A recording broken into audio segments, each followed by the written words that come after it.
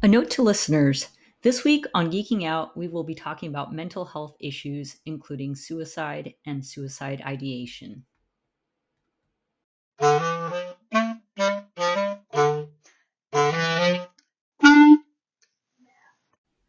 Hey, y'all, welcome to Geeking Out, the podcast about all geeky aspects of software delivery, DevOps, observability, reliability, and everything in between.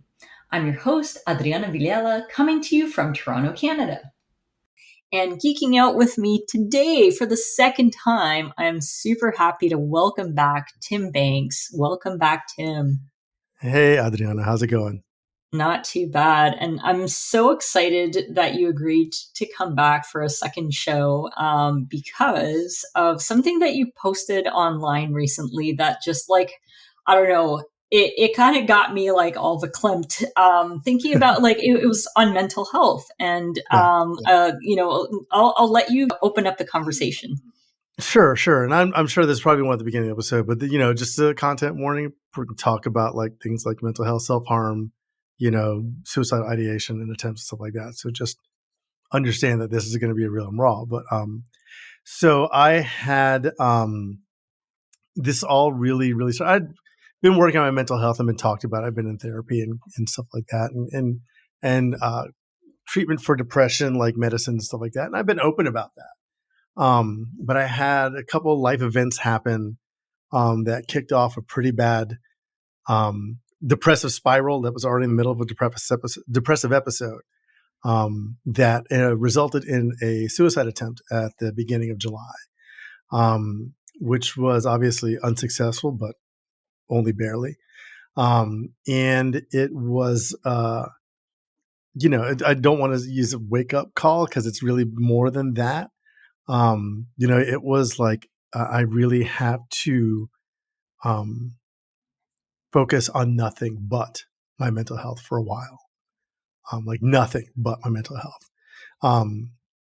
And so like I had to do that, and I had it was things like having people, my network of friends inside in tech and outside of tech, but definitely some folks inside of tech who, I can't be alone. Like they were driving like half an hour to come stay at my house for the entire day or 2 days or 3 days, right? I wasn't alone because I couldn't be alone. They were calling, they were sending stuff, they were sending food and things like that. Just, I had my mom come into town and just like help me out. And just really focusing on nothing but myself and my own mental health. And I mean, that was just the beginning. There was a lot that has to be done. And the reason mostly that had to be done is because I had kicked that can down the road for so long. Right. And there are things I could have been doing, should have been doing, could have been more diligent about, or conversations I could have had earlier down the line that would have probably not come to this point. And, they say everything happens for a reason, and I'm sure it was, but I would sure hope that I wouldn't have to endure all of this, for that reason. And, for everyone who's listening, I am night and day dramatically better. So like I've been going through treatments called transcranial magnetic stimulation after I finished intensive outpatient DBT therapy, still on my antidepressant, and just been really doing a lot of work. And I feel mentally and emotionally better than I have probably any time in my adult life. And I'm almost 50. So, but the hard part is like, this was not like a sudden thing. Like it was the very last part of it was sudden, right? But the road to get to there was long, right? And as I look back, I realized that there's a lot of stuff I should have been doing, should have been focusing on, a lot of red flags that I had that I realize now that I wasn't okay, right? But like there's levels of marginalization that sometimes made it difficult to see or recognize or talk about. And it's funny because the one way the patriarchy screws men over specifically is that we have this weird thing about not talking about our feelings or emotions unless they're anger. But we can't talk about being hurt. We can't talk about being sad or scared or stuff like that. We're socialized to not do that. We're socialized to quote unquote be strong, for the family or whatever like that. And that's bullshit. It's like, Yeah, I totally agree. can't do that. Yeah. Yeah. And I think it's so important for us to like have these conversations out in the open because, there's so many people like suffering in silence, like on a daily basis. And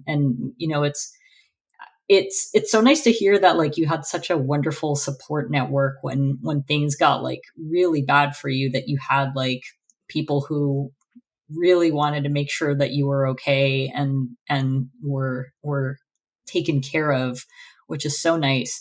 Because but I think that comes from like being open about our mental health issues as well. Yeah, and I think it was interesting because I was not only open about it to like the community, but also like to my family and to especially Hmm. my children. I'm a father Hmm. of five, and I have four under 18 that stay with me from time to time. And this happened while they're with me. I've had conversations about my mental health before, but I tell them, it's like, I am sick, Hmm. right? I'm Yeah. sick. Um, and I can't do the things that I was used to doing or that you Yeah. would like me to do right now. I can't. Um, and having those conversations, when my littler ones are like, they don't really know how to categorize it. They just know that I'm not well, right? My Yeah. older ones kind of understood, and I've talked to them more in depth about that kinds of things because I want them to understand, right, that they're Yeah. probably at some point going to go through this. Like mental illness can be, genetic or and however passed down it is, it can be passed down. Yes. So I don't want them to feel like I don't understand or that I don't. Uh, or that I don't want them to ever feel like they can't talk about these things with me, right? But also Yeah. understand, like, I'm at a very crucially low capacity, critically low capacity. Yeah. So I'm going to have to ask you to like self manage some things or take care of some things or talk to one of my adult friends and your adult friends that we have in your life or other folks like that to help you out. And obviously as it's gotten better, my capacity has increased and they've noticed, but having that conversation, saying like, I understand you have these expectations, right? This is what I'm capable of delivering right now. And right Yeah. now capable Yeah. of delivering is near zero. Um, and being frank about that. And that's the thing. Like when you tell people, it's like, hey, I am not okay.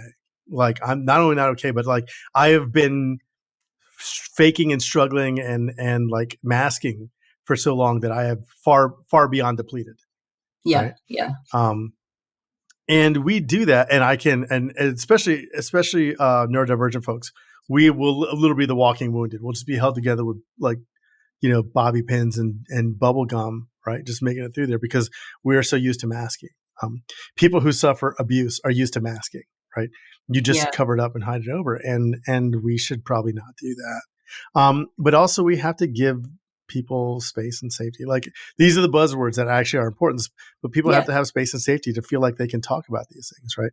Um, that was really why I was okay talking about it at work. I called a couple of friends I had, from the hospital. I called Kat Kat Cosgrove, who's a good friend of mine, and I was like, hey, here's the deal. Um, she was she was she was absolutely wonderful. Um, and then I just got a lot of stuff done for you in ways that I was thinking about, oh, I'm going to lose my job, right? Or Yeah. something's going to happen, and she just mobilized in a way beyond what you would do just for a coworker, but for Yeah. someone who's a friend. And I cannot be grateful enough to have her and other folks like her in my life. And so I think, going out and being that vulnerable and saying to somebody like, hey, I really need this help. This is where I'm at and I need this help. And having that person like take the ball and like, I got it. Yeah. So building those support networks are important. And like, it's so funny. We talk about in tech, like, we spend a lot of time and money and have a lot of resources and tooling so we don't have to talk to each other. And we should talk to each other more and not about tech. Yeah. Yeah. The tech is I drum I beat constantly is that the actual tech is the least interesting part about our jobs, right? It is about people and it's about connections and about communication. It is so true. And I think like having those lines of communication open with like our friends and family is so important. And also like I think back to like my parents' generation where like talking about mental health issues is so taboo. Like, oh, that person's crazy. They're going to be, Yeah. like there's so many like negative connotations associated with mental health issues from that generation, to the point where then people won't seek the help that they need. And then there's the tendency of passing that mentality down to your kids. So then they sort of see, mental health treatment as like, oh no, there's something wrong with me. I'm Yeah. broken. Fix The it. phrase you're looking for is generational trauma, and that's Yeah. exactly what it is. Especially among marginalized communities or immigrant communities, stuff like Yeah. that. But think about it, like in our parents' times, like they didn't really have like mental health care like as a thing that you could walk around and have. If you were Yeah. crazy, you went to a place where crazy people went. That's literally how Yeah. they thought Yeah. about it, right? Yeah. So, And then you were stigmatized forever after that point, yeah. right? Um, and so we've come a long way since then as far as the resources and tools that are available to us, but we've kind of come along. We have come a long way. I mean, objectively in how we talk about it, but also like I don't know if we address it really with the seriousness that it is, because it goes to like I'm on antidepressants as like a stand up bit, right? Yeah. To we should watch out for suicide, and there's a long way between those two that we should Yeah. really be talking about. And so I'd mentioned to you before, to mention other things that the treatment I underwent, transcranial magnetic stimulation, I only knew about because one of my friends in tech told me about it after she was like, "Oh yeah, this I see, what you went through. This really helped me, and you should look into it." Right, and that treatment has been life changing. But I've also talked about meds. Like I have a conversation about what meds I'm on. And people are like, "Oh, I've done this and look for this," or "This doesn't work for me." Or other Yeah. folks are like, "Oh, you're on this. I should try that." Um, because we do that for code. Yeah. Right? We do that for literally anything else. Why can't we do that for our own mental health? Yeah, absolutely. And it's really just like keeping that dialogue open, and I guess like being curious too, right? Like asking the questions like, what are the things that I can do to improve my mental health? And sometimes that can be like research on your own or asking friends, like posting it out to the community. I think anything like Yeah. that to get that information, right? Like we have to arm ourselves with information, and try to like squash the disinformation, because that's the other thing Yeah. that'll kill, right? It is really bad sometimes, or the stigma's like, oh, like the right wing Twitter, if you're on SSRI, is like, oh, you're on, I'm like, or like half the country, I feel like, is on SSRI sometimes. Um, but, uh, but it's not really that, like, it's not that bad. And like, there are more people that, are walking around on mental health medications than you would ever imagine. Yeah. Um, Yeah. or who are having things to deal with, whether it's epilepsy or whether it's ADHD or whether it's other neurological conditions that are separate from like, your kind of traditional mental health things, but like still things that they have to deal with that have, side effects, that have Yeah. diminishment of their available capacity. And in the Yeah. end, like when we talk about it from a practical standpoint on teams, when I am, when my depression and my anxiety are really giving it to me, right? My mental and emotional capacity is exhausted, right? I don't Yeah. have it. Yeah. And now that I don't have it, I'm like, wow, I've got capacity for days, right? Yeah. Yeah. Um, and so recognizing that as a thing, and so like the practical matter of like how can we do as like people in business tech and leadership, you probably want to get a gist of how folks are doing, right? Hey, how are you Yeah. doing? Like what's your capacity like? And in a very judgment free way, it's like, hey man, look, I've like you don't have to be all in depth of your employees' lives and have to request information that they don't necessarily feel comfortable giving you, even if you make it a safe space, right? But you can just say like, what's your capacity at, like, Yeah. so that way I know how to task you or give you fewer tasks, more to the point, so that you can focus on stuff like what's your Yeah. capacity like, and if it's low, what can I do to help you? Yeah. Yeah. That's all. Absolutely. That if you just ask those two questions in your one-on-ones, right? That's a lot. Like, what is your capacity, and if it's low, what can I do to help? Yeah. Yeah. Right? Absolutely. And those are definitely conversations that we don't hear enough of. And then, you end up in situations where there's a lack of empathy, right? Because you don't fully know, well, this person isn't performing up to their full capacity because there's all this other shit going on, right? Yeah. But you haven't had that conversation, so now it's just like this resentment. Yeah, like this person should be doing more. They're not doing this, or compared to doing whatever, right? And you don't know what they have going on, and they don't necessarily need to tell you, right? Yeah, Obviously, if someone has a long term like low capacity thing, like let's talk about this, right, and yeah, see what it is. But absolutely. like there could be, maybe like there are a lot of things you can do that involve, hey, that don't involve necessarily like butting into people's mental health. Like Yeah, burnout is a thing and it happens, right? And yeah, burnout will affect your capacity. So it's like, I need to, you as a leader need to be more mindful of what your team's capacity actually is, yeah, yeah, right? absolutely. That's Instead of what they want it to be or what it quote unquote should be, of yeah, what it yeah, actually is, right? And this goes to like this goes very much into like a business and like leadership kind of aspect, because we run our people at razor's edge for quote unquote productivity developers, right? We are yeah, pushing for more and more and more and more and more productivity, um, right? Without adding the number of people, mostly, especially when they say, oh, we're in this quote unquote preparing for this economic downturn, which is bullshit because there isn't one. Um, but but ideally, they'll say, oh, we need to get this and we need to do this, we need to meet these numbers or whatever. But you, as not a manager, but as a leader, need to understand what your team's actual capacity is, right?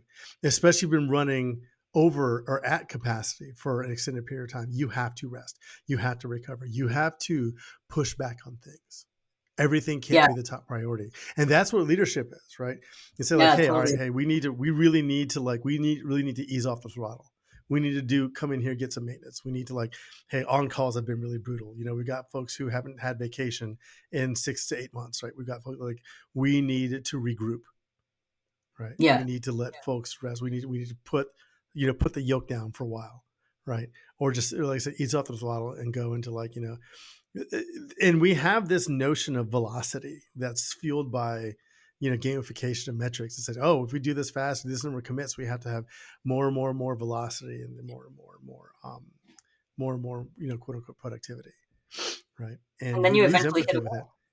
Yeah, Yeah, yeah, and you can't understand why you keep squeezing this rock and no water comes out. yeah, yeah, yeah. It's so true. And it reminds me of like I remember when I was a manager.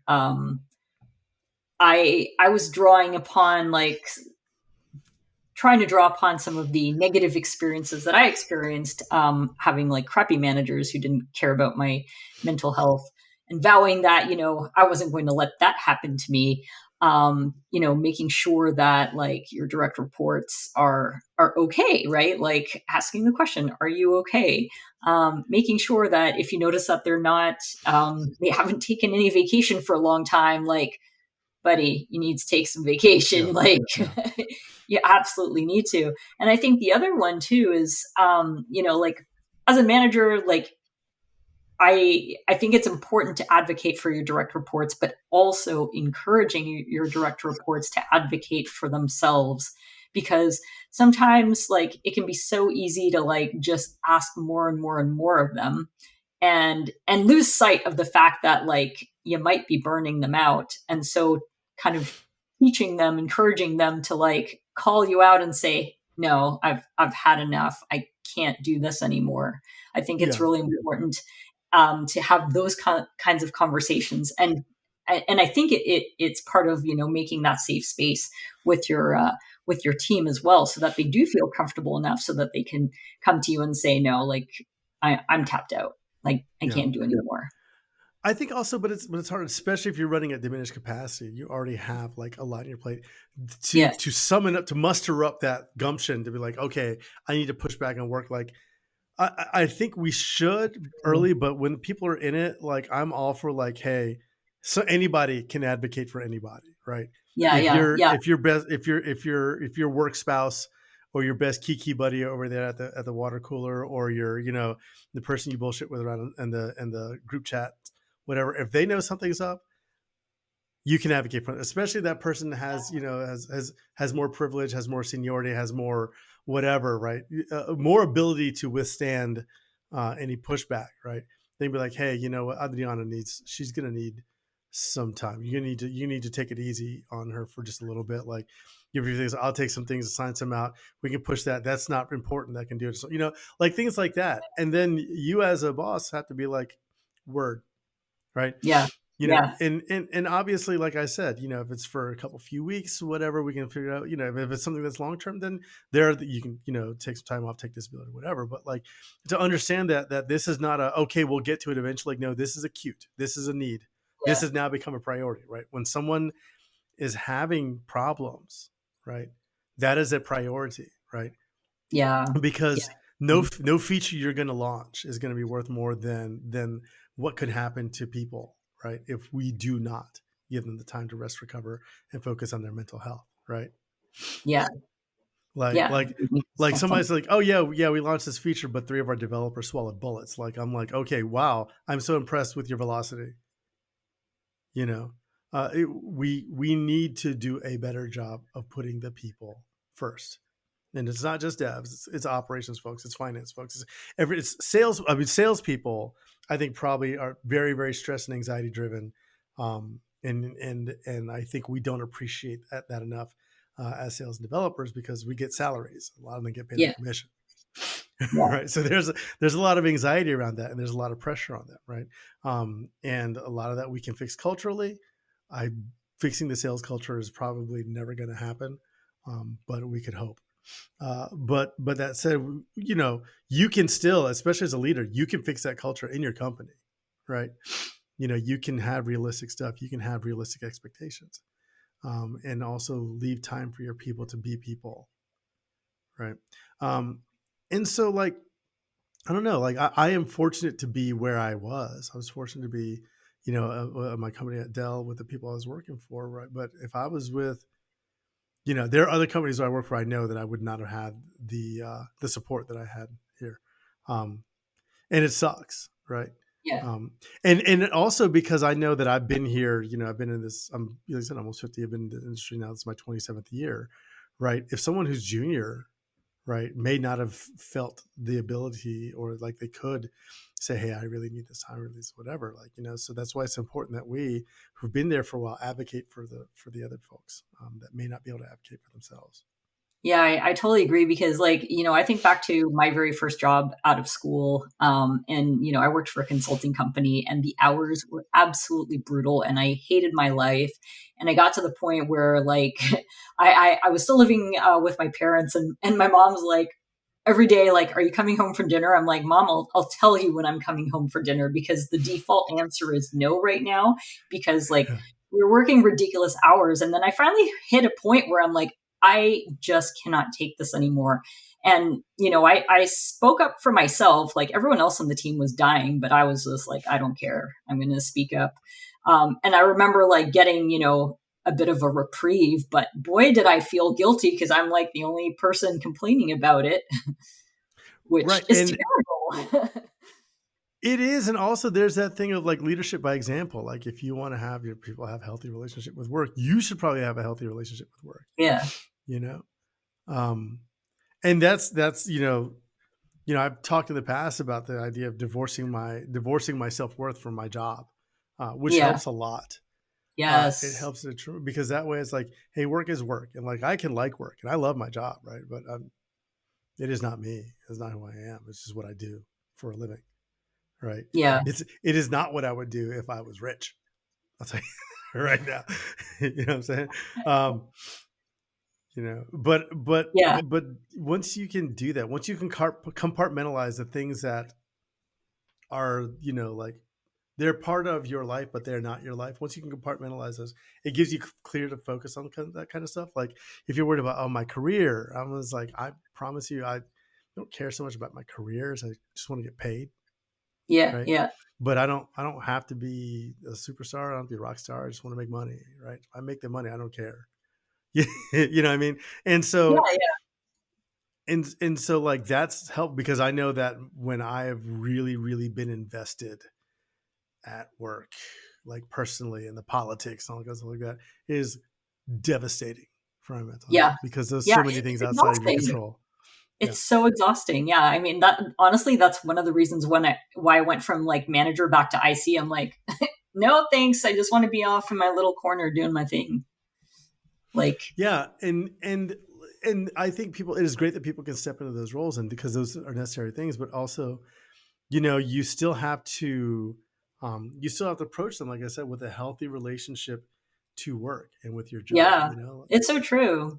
It's so true. Yeah, because I mean, you can still get wrapped up in the job, like regardless of what position Yeah, you're in. And I can speak for myself. Like, I have been talking about, like having in my circles, like having a healthy, like having that work life balance, which is super important to me. But I'm also like sometimes the worst at it.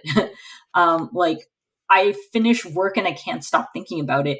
And then something happened to me this summer where you know, um, like my mental health took a toll yeah, where it just got to the point where I was having like a physiological reaction to like all the things that were accumulating. And then on top yeah, of that, like, so I lost my mom last year to cancer, and it's coming up on the 1 year anniversary of her death. And so like all of these things like accumulating, this anniversary coming up, and like me just realizing that I've been like hustling so hard and haven't had a chance to stop, and yeah, constantly thinking about work, and body's like, yeah.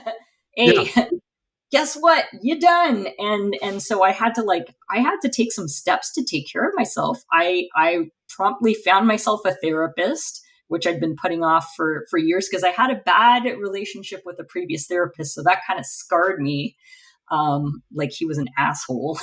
And so I didn't go to therapy for years, but I'm like, nope, I Yeah. need a therapist. I need to put like processes in place to like basically end of the workday, you're done thinking about work. Now it's Close the time to think laptop and about done. non-worky things. So yeah, I mean, like putting this shit off like does not do you any favors whatsoever.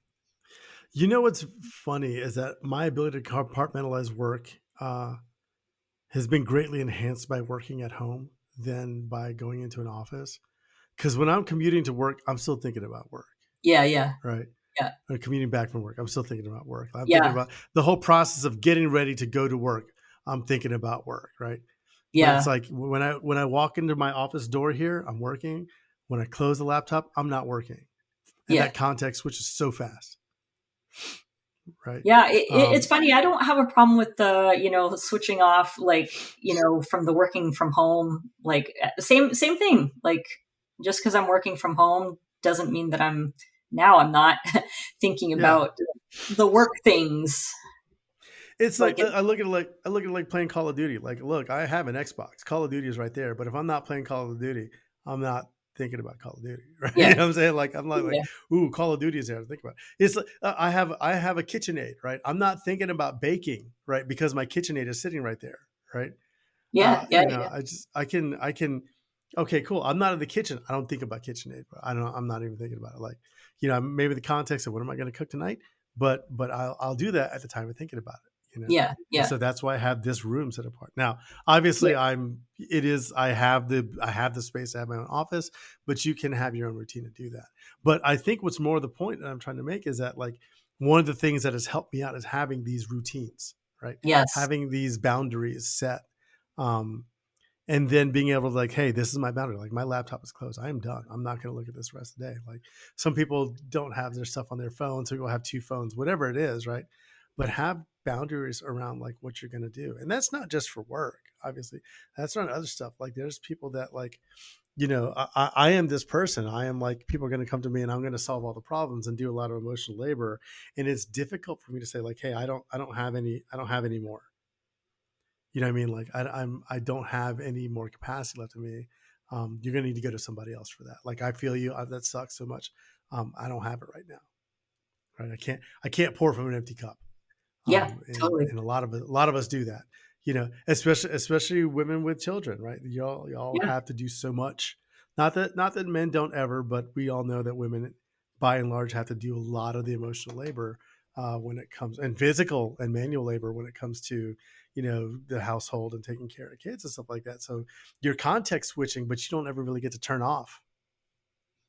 Yeah, yeah, definitely. And I definitely felt that more like when my daughter was really young, and like I'd have to rush out of the office to pick her up from school, and I'm like, but I haven't finished solving this problem, and then it's like, Yeah. well, never mind, time to start job number two.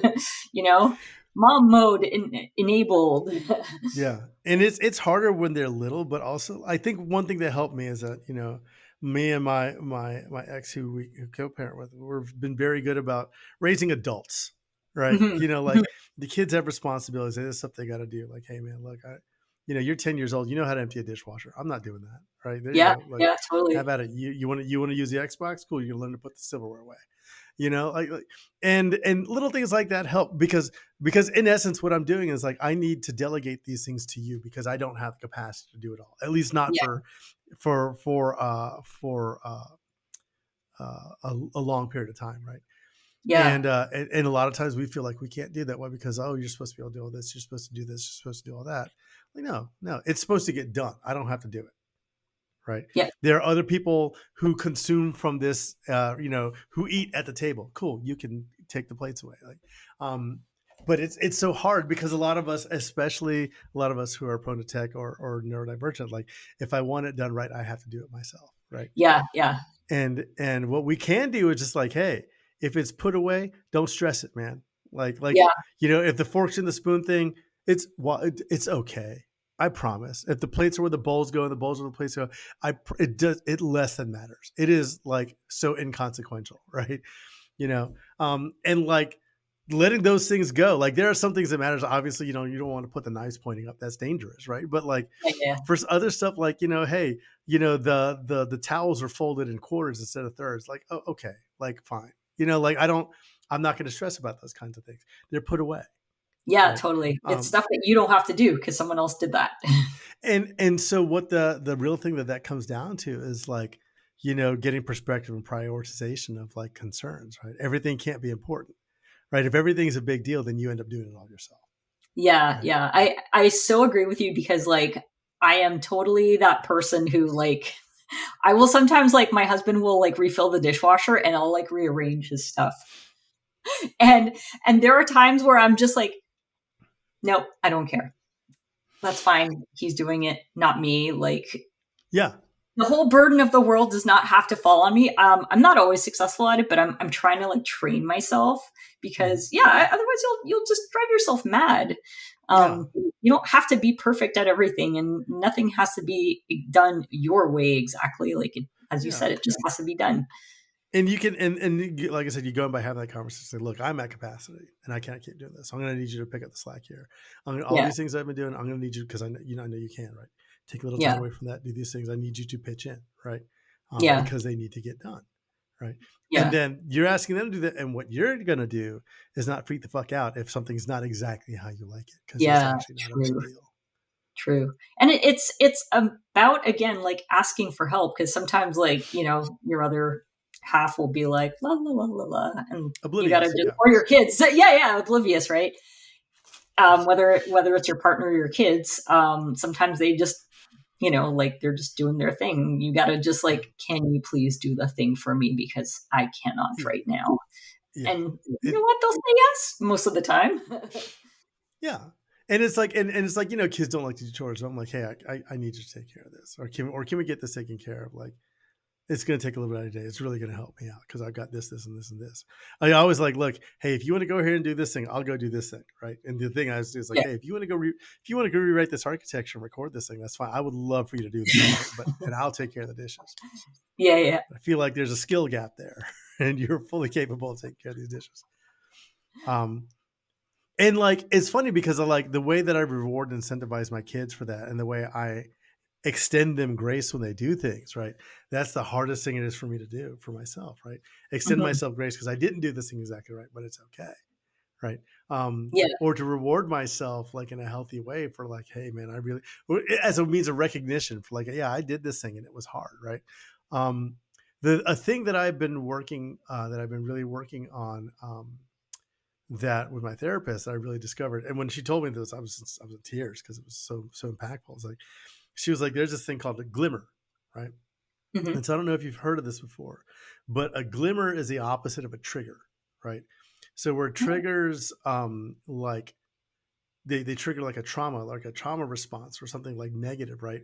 A Hmm. glimmer is like a trigger, but for positive things or for self love or things you love, things that remind you of good stuff, right? Yeah. Or make you feel positive. So like I look for like I have triggers, but I find and make glimmers, right? Or sometimes Yeah. they happen. Like I'll give you a great example. Like I just on the driving home from TMS today, I was like singing a song that's a favorite of mine, and my one thing TMS has done is made me a better singer and made my penmanship better. And I haven't figured out why, but it does. And so I was like, man, I'm really singing this song well. It's really good. I'm a pretty good singer. Right. Like little things Yeah. like that. And that just like, oh, yeah, man, I get, okay, that's hot. Like just little things like that make an Yeah. impact. So I collect those things and I write them down. Right. Keep a little like, highlight reel or whatever. That's But these are awesome. things I've taken the time to recognize in myself to help myself out, right? Yeah. Because Yeah. I feel like we do this really well with other people. Um, well, to some extent, and not so well with ourselves. We as a culture, and I think I've said this before, even on here, we as a tech community are awful at recognizing accomplishments. We're Oh my terrible God. at it, right? Yes. Yeah. Like oh, okay, like a company might give you a bonus or something like that, but we'll recognize like, hey, this person is the most impactful, blah blah blah blah, right? But it's not like people who like, hey man, they really pulled this thing off, or they were instrumental for this, like this thing, like we don't recognize the people that chop wood and carry water that well, and we should. And I don't know how we do it, but we should.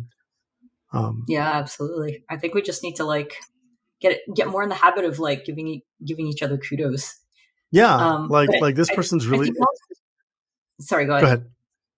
Oh, I was just gonna say, I think one of the things that we need to do is just like really not just celebrating each other, but also ourselves. Like I know I get into this like horrible rut of like I accomplished this great thing, right? Like say I get accepted, like my CFP got accepted at Block Conference. 5 minutes of celebration, and then I get depressed right away because I'm like, this is my peak. I'm Yeah, never yeah. going to achieve anything else beyond that. And that's like very self-deprecating behavior. So I like your idea of like writing down like your little pick-me-ups, your little glimmer points. Because I think like we need to get into these like more positive habits. Otherwise, like it's so easy to like fall into a funk. It is, and like we really need to. It's part of the work I've done, right? And I think it helps is to really recognize, like, oh man, this is what this means, right? This is, I've been watering my plants for like a week. I'm like, oh, it's not great, like little things and recognize, like it's like anything else. You know how when we have an outage, we start figuring out how to instrument around that, and we have things like, like this thing is at capacity, this thing is disk full, this thing is page errors. We can do that for ourselves. Mm-hmm. We can literally have observability for ourselves, Oh and we my probably God, should. yes. Observe And the not even human. just for ourselves, to have other people like, hey, like my network of people, I have told them, if check in on me, and if this is this, mention it, like bring it up, like, hey, how are things going, right? Like if I Yeah, if I haven't gone to jujitsu in a couple of days, something is wrong, yeah, yeah, you know. And it's like yeah, things like that, and I have keep the people around you aware of that, and keep yourself around that, like logs, journals, whatever. Like, hey, I haven't. It's been a few days since I did this. I probably need to check in. yeah, yeah. It's interesting that you mentioned like if you haven't gone to jujitsu for like a couple of days that like time to check in because I kind of felt the same way with like rock climbing's my happy place. I love it. It just like makes the stress go away. Mm-hmm. But I had a point a couple weeks ago which is when like all the all of the emotions started like just crowding in and and I found like now all of a sudden my safe place, my happy place was no longer my happy place and it was a place of stress. And Yeah. I had to like walk away from my happy place for a bit because I was in like mental distress. Like I was Yeah. not in, I did not feel like I was in a good place. And when your happy place is threatened like that, like I feel like that is like, an alarm bell. It's like screaming at you, there is a problem. Yeah. Yeah. And it's weird because I've had that with jujitsu, whether it's gym drama or anything else like that. It's like, man, Yeah.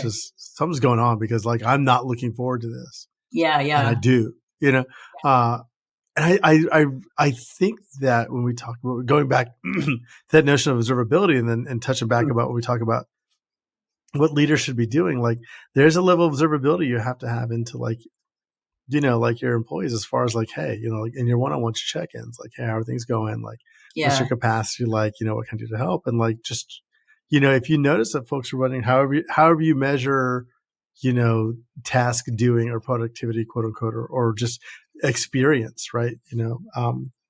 Keep tabs on that. And then be like, hey, I noticed that like things aren't going, you're kind of a little bit off and like, that's fine. It's still, it's not a problem yet. Or anything like this. I wouldn't say yes. It's not a problem, but I just notice things are different. I just want to know, see where you are, right? See what I can do to help. Find out what you need, what I can do to help, right? Yeah. And giving people that space to do that, and also like actually doing it, right? Don't just let them say it. You actually got to do it. Helps out a lot, right? It makes people feel supported. Yeah, absolutely. Yeah, and you really nailed it. Like just giving them space is not just like lip service, because I think a lot of companies will pay lip service to mental health issues, but won't actually like action anything. And I think that's why it's like also so important that you have like companies I think are embracing more of this idea of like taking a mental health day, and that being embraced also through like managers who are like, yes, you need to take that mental health day. I'm not like, that is not a problem. Like you do what you need to do. Cause I mean, otherwise you end up with people who are just like so burnt out, they can't do what they need to do. Yeah. And that has like long-term effects in your businesses, whether it's turnover, whether it's, not quote unquote productivity or velocity, but like how efficient are your practices? How good is the product you're putting out versus Yeah. like how often are you deploying? Things like that. Like just these things affect your organizational resilience. Yeah. Yeah. And we're still fresh off, some of the impacts, the worst impacts of the pandemic. And like, a lot of companies realize they don't have organizational resilience, right? Yeah. That like people are sick, people have problems, and like we don't know what to do. We don't have to handle or manage it, especially if we can't observe them from day to day at their desks, Yeah. right? Yeah. And people had to, and a lot of companies punted on the difference between management and leadership. And the companies that punted on that are ones that are now, we have to return to office. Yeah. Yeah. I'm like, And, if you are a leader somewhere and you have made the decision that people have to return to office, that is for you, not for your people. Understand that. A lot of companies, they work just fine, do amazing work with primarily remote workers, right? Your culture doesn't allow for that. And that's a Oh yeah. leadership problem. Yeah, absolutely. And it honestly, it gets me, whenever like you start hearing these like back to the office mandates, because we obviously proved for what, 2, 3 years that we did a pretty damn good job of working from home. And now like, it just feels like people are using the excuse of like, oh, well, you need FaceTime or whatever, just to justify the fact that I spent millions of dollars on a new office and I look like a giant ass. Sell it. Sell Right? the business. Sell the building. Rent it For out. real. We turn it into residential, man. People need there's a lot of people that need homes right now. You know what I'm Yeah, saying? yeah, so true, so true. Yeah, like even in Toronto, where I am at, like mega housing crisis, and yet you got all Yeah. these people like with all these organizations with back to work, back to the office mandates for these like downtown high rises. Just like turn them into freaking condo buildings. Yeah, and you really there's also like the other congestion, like infrastructural problems you Oh create yeah, have like, but that too. I think more than anything else, like it's also like people like who have built an environment at home that really works for them. And now you Yeah. tell, hey, I need you to come back into this open office, hard floors, LED lighting, fluorescence. Like, no, I'm not, blah desks. No, no, I'm not here for that. Yeah. No, Yeah. no control over your environment. Yeah. I'm like, Yeah. I would rather not. And that will have an impact on people's mental health. Like for Oh, folks yeah. that are not into talking to everybody. And what I think is so funny is like, well, people got lonely. I'm like, great. Those people can come back into the office. Yep. Yep. Like I'm not saying don't have an office, but if you want to go in there, get around the other people, right? You don't have to force everybody to do it, man. I promise you, right? If Yeah. if Yeah. if people won't go into the office without you forcing them to come in the office, that should tell you something. Yep. Oh yeah, I totally agree. And then I feel bad for the poor folks who are mandated back to the office. Like, oh, you have to go back like 3 days a week, and then they go to the office to go to Zoom meetings. Great, I could Yeah, have done that at home. Thanks. And now I have to like dress fancy to sit at an office for a Zoom meeting. yeah.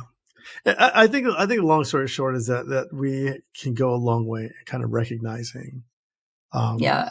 where people are with mental health. We go a long way to helping people out with that. But most importantly, the thing we need to do is we need to talk about it and like talk about it like earnestly and with some vulnerability and talk about like this is what works for me, this doesn't work for me, things like that. Like, maybe I'll have you on for a stream or something like that at one point because I definitely am going to talk about psychedelics and mental health and how that's helped me. But that's but like people have interest in it, but do we Yeah. talk about it?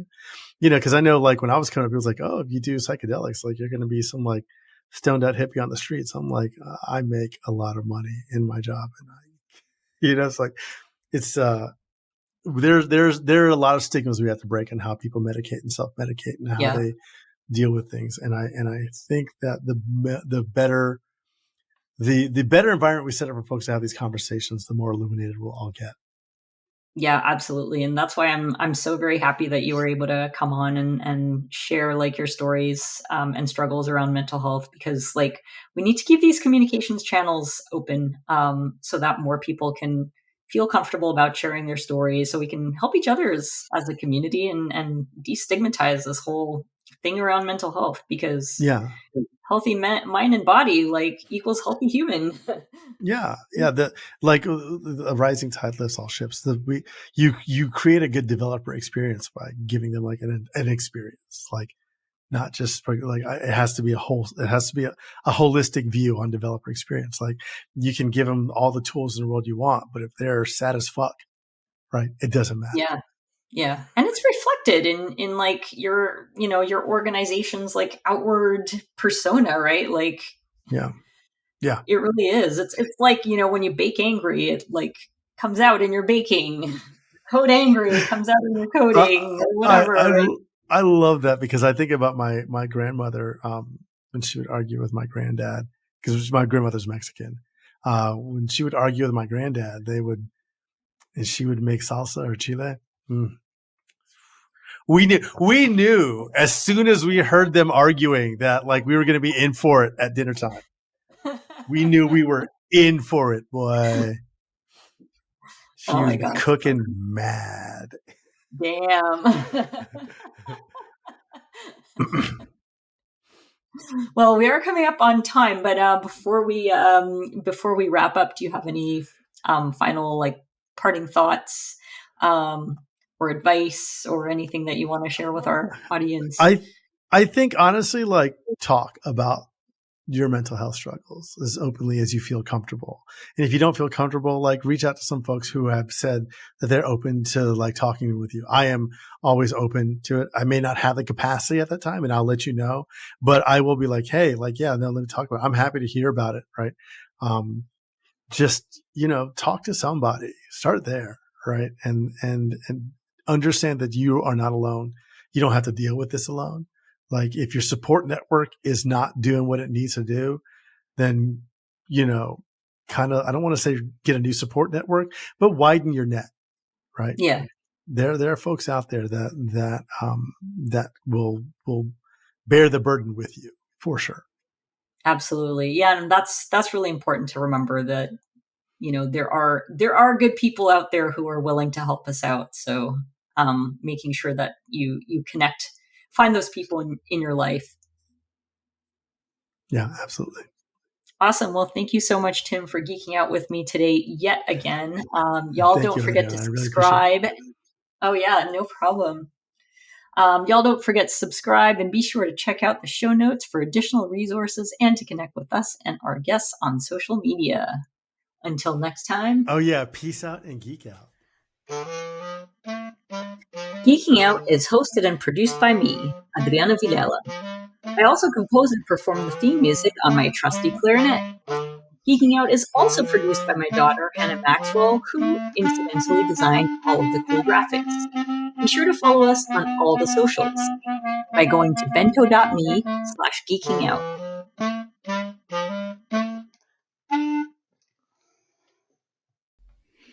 If you or someone you know is struggling or is in crisis, help is available. In Canada, if you're in immediate danger or need urgent medical support, call 911. If you or someone you know is thinking about suicide, call Talk Suicide Canada at 1-833-456-4566. Support is available 24 hours a day, 7 days a week. For residents of Quebec, call 1-866-277-3553 or visit suicide.ca. If you're in the US, call or text 988 or chat 988lifeline.org.